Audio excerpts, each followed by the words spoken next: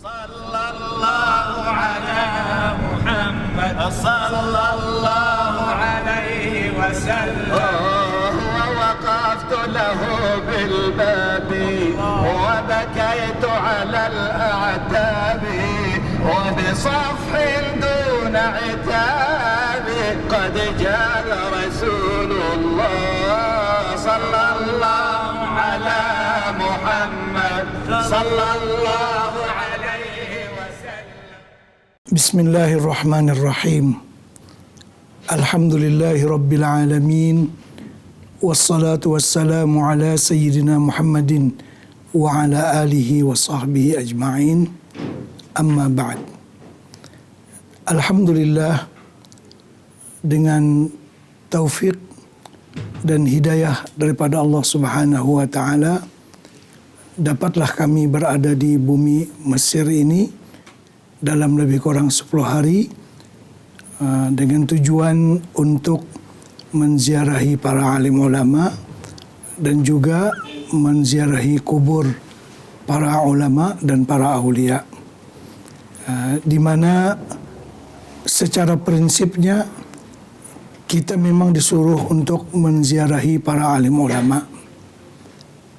Di dalam hadis Nabi sallallahu alaihi wasallam disebutkan kelebihan orang yang menziarahi sahabatnya ataupun kawannya yang dia cintai karena Allah, di mana Allah Subhanahu wa taala akan mengirimkan malaikat yang memberikan berita gembira kepadanya kalau perjalanannya semata-mata untuk mencintai sahabatnya karena Allah Subhanahu wa taala, bahwa antibta wa taba mamsyaka, engkau adalah sangat baik dan sangat baik sekali perjalanan engkau.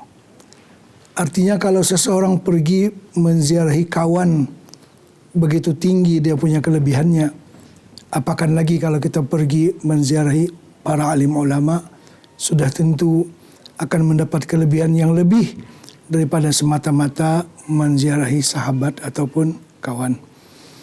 Jadi kita datang ke bumi Mesir ini menziarahi tuan-tuan guru, para alim ulama, syekh-syekh yang Masya Allah, Tabarakallah, mempunyai ilmu yang sangat luas untuk mengambil faidah daripada mereka. Alhamdulillah, beberapa ulama telah pun kita ziarahi, baik di Humaysarah ataupun di Kairo sendiri dan di Iskandariyah. Alhamdulillah. Dan juga kita menziarahi kubur para aulia, para ulama yang terdahulu.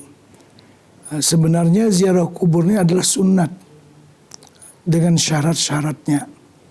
Artinya tidak ada salahnya untuk kita berziarah kubur, tapi mesti dijaga dia punya syarat-syaratnya untuk mengingati kematian dan juga mengingati jasa para ulama yang kita ziarahi tersebut, untuk mengembalikan ingatan kita kepada jasa-jasa mereka yang besar dalam perjuangan mereka yang besar dalam agama yang mulia ini. Contohnya, apabila kita ziarah kepada Al-Imam Sayyidi Abul Hasan Asy-Syadzili di Humaysarah, di Al-Bahrul Ahmar, kita akan mendapat ruhaniyah ataupun keberkahan daripada menziarahi beliau. Kita akan lebih mengetahui lagi tentang riwayat hidup beliau, peranan beliau, dan sumbangan beliau kepada generasi yang akan datang. Karena semua telah maklum bahwa tariqat Syadziliyah ataupun Syadzuliyah adalah diasaskan oleh Al-Imam Abul Hasan Asy-Syadzili. Begitu juga kita ziarah ke Iskandariyah, menziarahi murid kepada Imam Abul Hasan Asy-Syadzili, yaitu Al-Imam Abul Abbas Al-Mursi, di mana Al-Imam Abul Abbas Al-Mursi adalah seorang murid kesayangan Al-Imam Abul Hasan Asy-Syadzili rahimahumallahu ta'ala. Dan juga kita datang menziarahi ulama yang merupakan juru bicara kepada mereka berdua, yaitu Al-Imam Ahmad ibnu Athaillah As-Sakandari, di mana Al-Imam Abul Hasan Asy-Syadzili dan juga muridnya Al-Imam Abul Abbas Al-Mursi, kedua-duanya tidak mengarang kitab. Tidak ada kitab yang mereka karang. Di saat mereka ditanya, mana kitab-kitab karangan Tuan? Maka Al-Imam Abul Hasan Asy-Syadzili menjawab, kitab-kitabku ialah murid-muridku. Begitu juga soalan yang dikemukakan kepada Imam Abul Abbas Al-Mursi, kenapa Tuan tidak mengarang kitab? Beliau juga menjawab, kitab-kitabku ialah murid-muridku.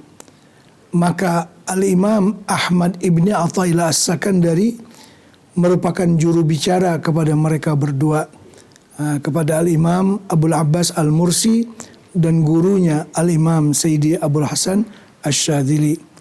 Apabila kita membaca karya-karya Al-Imam Ahmad ibni Athaillah As-Sakandari, kita akan memahami apa itu malfuzat, sesuatu yang dilafazkan, sesuatu yang dikatakan oleh mereka berdua. Jadi layaknya Al-Imam Ahmad ibni Athaillah As-Sakandari sebagai juru bicara kepada Imam Abul Abbas Al-Mursi dan juga kepada Imam Sayyidi Abul Hasan Asy-Syadzili.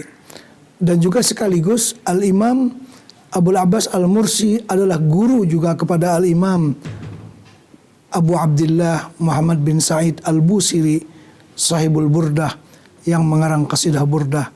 Jadi Al-Imam Ahmad ibni Athaillah As-Sakandari adalah berkawan ataupun bersahabat dengan Al-Imam Al-Busiri rahimahullahu ta'ala. Jadi begitu mereka mengaji dengan guru mereka, yaitu Imam Abul Abbas Al-Mursi. Dan juga dalam kesempatan ini kami pergi berziarah ke Tanta untuk menziarahi Sayyidi Ahmad Al-Badawi yang sangat dikenali dalam alam rohaniyah dengan perkataan-perkataan beliau yang indah-indah dan sumbangan beliau dalam mendidik generasi dan juga memberikan benteng yang kuat dalam hati mereka untuk terus mengamalkan dengan sunnah Rasulullah sallallahu alaihi wasallam.